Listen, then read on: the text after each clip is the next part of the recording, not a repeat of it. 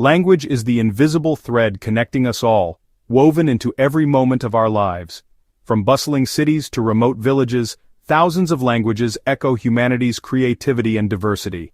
Yet, this diversity raises a profound question. Where did it all begin? If we could travel back in time, what would we hear? What was the very first language?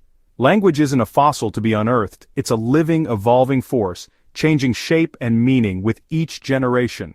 Our search for the oldest language is a detective story with few clues and many mysteries. Spoken words vanish the moment they're uttered, leaving no trace for archaeologists.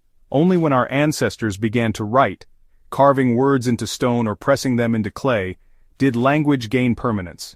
The invention of writing gives us our first tangible evidence in this quest. The story of the oldest language is inseparable from the story of the oldest writing. And so our journey begins with the first marks that made language last.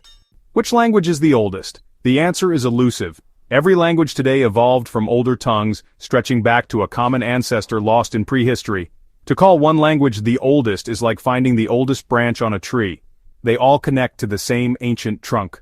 Linguists suspect all languages may descend from a single proto-language in Africa, but we have no record of its words or sounds. Language is a river, not a monument, constantly flowing and changing. English, for example, has transformed dramatically from Beowulf to Shakespeare to today. This evolution makes it impossible to pinpoint the oldest spoken language, so we turn to writing, the first solid clues left behind. The invention of writing let thoughts travel across time and space, preserved on clay, stone, and papyrus. The question becomes, what is the oldest language for which we have written evidence? To answer, we must distinguish true writing, symbols that represent speech, from proto-writing, which only hints at language. Our search leads us to the moment when symbols first began to truly speak. Spoken language is our biological inheritance, instinctive, learned effortlessly by children. For most of human history, speech was the only form of language existing only in the air between people. Writing, by contrast, is a technology and invention that must be taught and learned. If human history were a day, spoken language would fill the morning, writing would appear just before midnight. For millennia, all culture, stories, laws, histories was preserved in memory and passed down orally. This oral tradition was powerful but fragile. If a generation failed to remember, knowledge could vanish forever. Writing was invented to anchor the fleeting word, to speak to the future. When we discuss the oldest language, we're really talking about the oldest written language because that's what survives. Ancient scripts like Egyptian hieroglyphs and Sumerian cuneiform endure because they were carved in stone or pressed in clay. The spoken words of our distant ancestors are lost to time. The languages we're about to explore aren't the first ever spoken, but the first to leave a lasting echo. They are the earliest voices we can still hear. Let's follow their trail. The path to writing began with proto-writing, symbols used to convey information before true writing emerged. Think of ancient cave paintings at Lascaux, images that communicate but don't represent specific words. The Vinca symbols of southeastern Europe inscribed on pottery 7,000 years ago are another example, abstract, repetitive, and likely not a full script. Proto-writing bridges the gap between pictures and writing, using symbols for concepts rather than sounds. A pictograph of the sun might mean sun or day, but not a specific word. Over time, pictographs became ideograms, representing related ideas, like a foot symbolizing walk. The breakthrough came when symbols began to represent sounds, a process called phonetization. The rebus principle illustrates this, a picture of a bee and a leaf to represent the word belief. This leap allowed scripts to record any spoken word, including names and abstract ideas. True writing was born when symbols could capture the sounds of language. This innovation unlocked the full expressive power of writing. It's the difference between a picture and a sentence, and it set the stage for history's first scripts. The world's first true writing emerged in ancient Mesopotamia, Sumer, around 3400 BC. The Sumerians developed cuneiform, pressing wedge-shaped marks into clay tablets with a reed stylus. These tablets, often administrative records, have survived by the tens of thousands.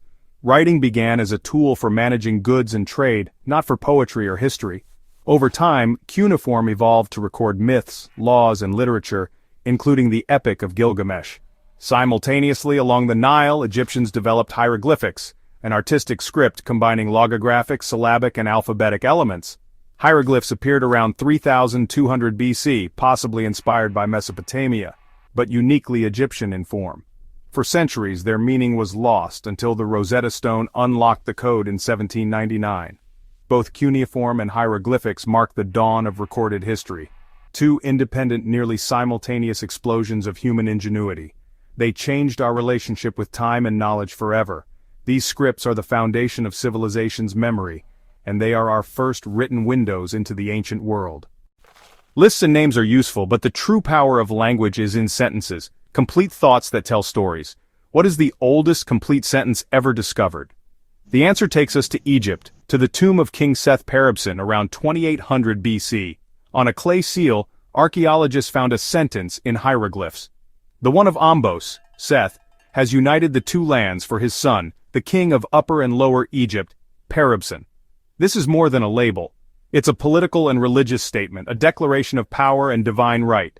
By this time, Egyptian writing could express complex ideas and relationships. This sentence has a subject, verb, object, and context, a story in miniature. It's propaganda, history, and legacy in a single line. Finding it is like hearing a voice from 5,000 years ago. It shows how quickly writing evolved from accounting to storytelling and power. The oldest sentence is a reminder from the start writing shaped history. Sumerian and ancient Egyptian are extinct, but some languages bridge the ancient and modern worlds. Greek stands out as the world's oldest living language with a continuous written record. Mycenaean Greek, written in Linear B, dates back to 1450 BC, mostly administrative records from Bronze Age palaces.